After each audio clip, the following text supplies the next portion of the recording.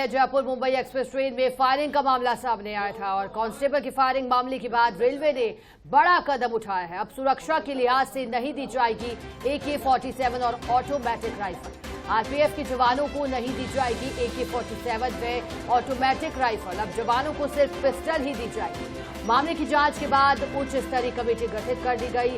Committee train में हुई firing के मामले की जांच करी और ये घटनाक्रम जो हुआ था भयावह इसलिए था क्योंकि इसमें एक ASI की और साथ ही साथ 3 यात्रियों की मौत हो गई थी और बताया जा रहा था कुछ वजह थी, सियासी रंग भी इसमें देखने को मिले थे। कहा जा रहा था कुछ सियासी बातचीत हो रही थी जिसके चलते फायरिंग की गई। फिर एक कड़ी निकलकर ये भी सामने आई थी कि मानसिक स्थिति को लेकर भी प्रश्न उठ रहा था। लेकिन बड़ा सवाल ये भी था कि अगर किसी भी पुलिस अधिकारी की मानसिक स्थिति ठीक नहीं है तो आखिरकार उसकी तैनाती क्यों हुई। कई सवाल थे। हमारे साथ सहयोगी जियाउद्दीन जुड़ गए हैं। जिया, पूरी जानकारी दीजिएगा। कमेटी बनाई गई थी, बड़ा फैसला हुआ है, फैसले की कितनी योगदान मानेंगे आने वाले भविष्य में इस तरह की घटनाओं की पुनरावृत्ति ना हो?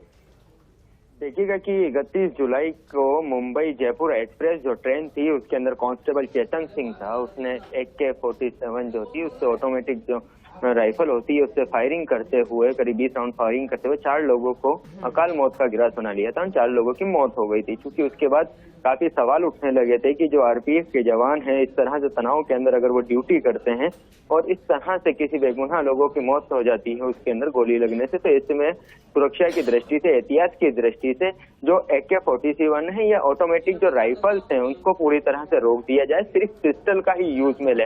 पहले ये शुरू किया गया था। अब तमाम जितने भी डिवीजन है रेलवे के अंदर उनकी तरफ से लोकल लेवल के ऊपर ये आदेश निकाले जा सकते हैं कि ड्यूटी के टाइम ट्रेन के अंदर वक्त जो आरपीएफ के जवान होंगे, जो अधिकारी होंगे, वो सिर्फ एक पिस्टल रख पाएंगे। जो सेमी ऑटोमेटिक राइफल है जिसमें AK-47 और दूसरी राइफल है वो नहीं रख पाएंगे, जिससे इस तरह के हादसों की पुनरावृत्ति नहीं हो। क्योंकि जो घटना हुई थी उसके बाद काफी सवाल खड़े हो रहे थे कि एक सेमी ऑटोमेटिक राइफल जो AK-47 थी उससे इतने फायर कर देना, करीब बताया जाता था कि 20 से ज्यादा उसने राउंड फायर किए थे और जिसके बाद ये घटना हुई थी। और ऐसे में सवाल ये उठ रहा था कि जब वो मानसिक रूप से सही नहीं थे तो उनके पास ऐसे ऑटोमेटिक राइफल जो कि आतंकी घटना के लिए किसी बड़ी घटना पे काबू पाने के बदलाव इसे माना जा सकता है।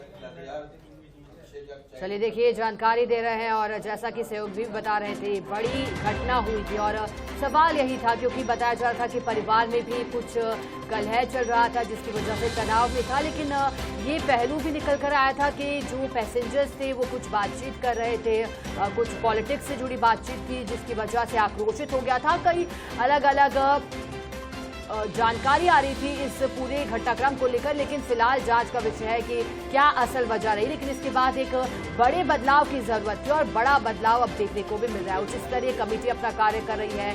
आखिरकार क्या वजह रही जिस वजह से फायरिंग की गई, क्योंकि 3 लोग जो कि पैसेंजर्स थे जिनकी जान पर बन आई। सुबह जब फायरिंग की गई तो 3 पैसेंजर की मौत हुई थी, एक ASI की भी मौत हुई थी।